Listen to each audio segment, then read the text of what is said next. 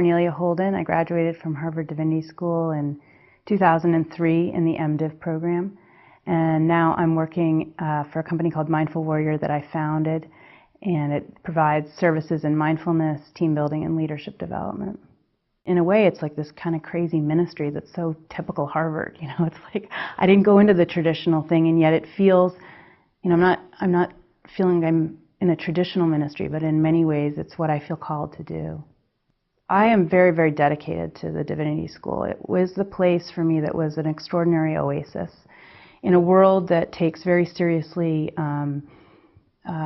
medals and trophies and awards and, little badges of honor. I felt like Harvard Divinity School in particular was a place where you could kind of let go into a supportive community that was also extremely rigorous, and you were accountable to yourself and to others, and also really well supported.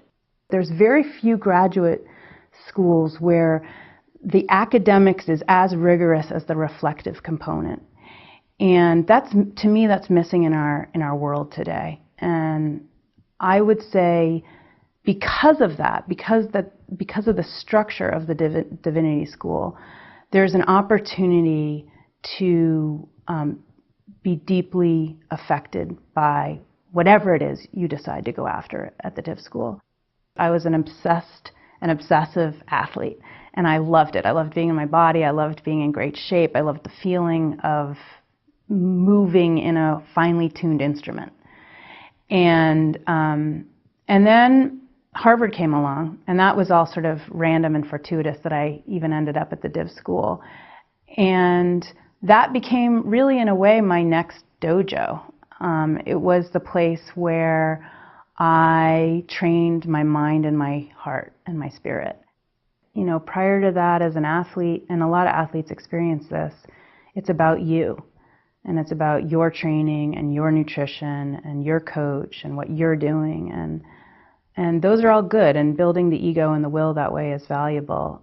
What I learned in Divinity School is that resting into something much bigger than yourself, whether you call it God or you call it spirit or you call it the Tao, that's actually quite critical. And not only is it critical if you're an individual sport athlete, but it's critical as a team sport athlete.